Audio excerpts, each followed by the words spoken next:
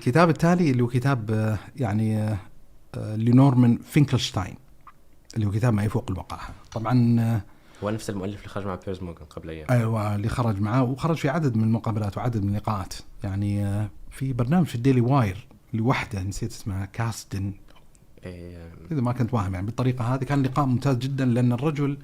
إذا أعطي المجال للتعبير عن فكرته بالطريقة اللي هو يرتضيها، لأن كلامه فيه قدر من البطء، صوته بطريقة معينة، لكن على مستوى اهتمامه، على مستوى اختصاصه، على مستوى تعاطفه مع الفلسطينيين ومع قضيتهم، يعتبر متقدم جدا. واحدة الامتيازات الكبرى الموجودة في هذا الرجل أنه لا يستطيع أحد المزايدة على يهوديته، ولا يستطيع أحد اتهامه بمعاداة السامية، لأن والدته أصلا من الناجين من المحرقة النازية، وعائلته كما يقال يعني بالكامل أصلا يعني قتلوا وماتوا وبادوا، بالتالي لا يستطيع أحد المزايدة عليه فيما يتعلق بهذه الورقة. ولذا سبحان الله من ال يعني له لقطة يعني معروفة وكذا في أحد الجامعات، يتحدث كذا، وقامت أحد الطالبات وبدأت يعني تخاطب بلغة أن الكلام اللي تقوله ترى مهين ومؤذي لمشاعر كثير من اليهود، وبدت يعني فبدأ يعلق عليها يعني بطريقة معينة، أن مللت أنا من دموع التماسيح يعني الصراحة لقطة قوية، وردود أفعال اللي في الجمهور، ثم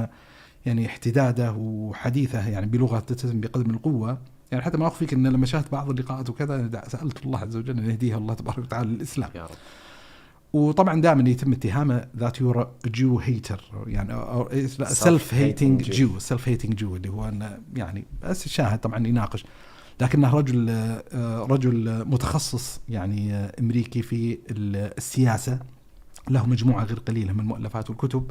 يعني حتى من المؤلفات اللي يمكن استجلابها الإنسان في ظل الأحداث الآنية غزة بحث في استشهاده، وكتاب ليس يعني من وحي الحالة واللحظة، لكن يستطيع الإنسان العودة إليه، مطبوعة مركز الوحدة العربية. حتى الكتاب اللي هو ما يفوق الوقاحة، العنوان جميل، وهو يوظف العنوان في سياق معين.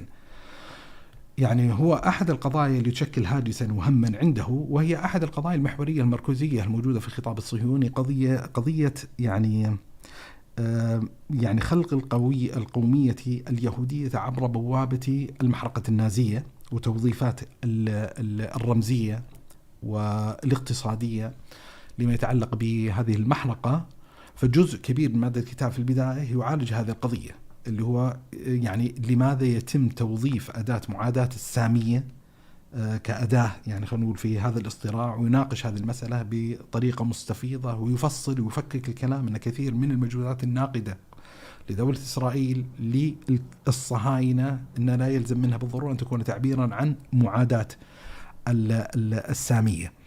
الجزء الثاني في الكتاب اللي هو جزء جميل يعني كمادة في دفع إن صح تعبير الشبهات والإشكالات، اللي هو في كتاب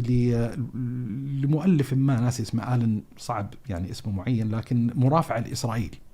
إنه عبارة عن كتاب معين. الكتاب هذا وزع على نحو كبير جدا بين يعني اليهود أنفسهم في الأمم المتحدة كذا،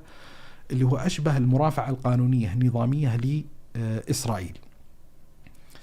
فيعني يناقش تفصيلا ما يتعلق بالمعطيات الموجودة في هذا الكتاب، اللي هو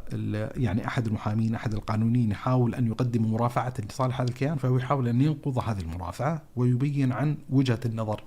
يعني كما يقال الأخرى. ومن وحي يعني سبحان الله خطر في بال الحين اللي هو من وحي المرافعة هذه، في كتاب لطيف أو كتيب، مش كتاب كبير يعني، هو بين الكتيب وبين الكتاب يعني، أظن مؤلف اسمه عبد الحسين شعبان، اللي هو فكرة الكتاب وعنوان الكتاب لائحة اتهام، اللي هو يعني في مقابل المرافعة لصالح إسرائيل يعني في قالب قانوني، فهذا كذلك كتابة قانونية لتوثيق الجرائم والانتهاكات اللي مارسها الكيان المحتل الغاصب ضد الفلسطينيين. ويتكلم يعني في ممهدات معينة، مثلا السيناريوهات المحتملة والممكنة لقضية المحاكمة. فالشاهد أن الكتاب الثاني مفيد في يعني تشكيل نوع من أنواع الوعي بطبيعة القانون الدولي، بطبيعة يعني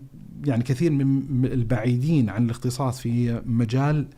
السياسة قد لا يدركون كثير من المعطيات القانون الموجودة في هذا الباب. فيعني أحد التفعيلات والتطبيقات العملية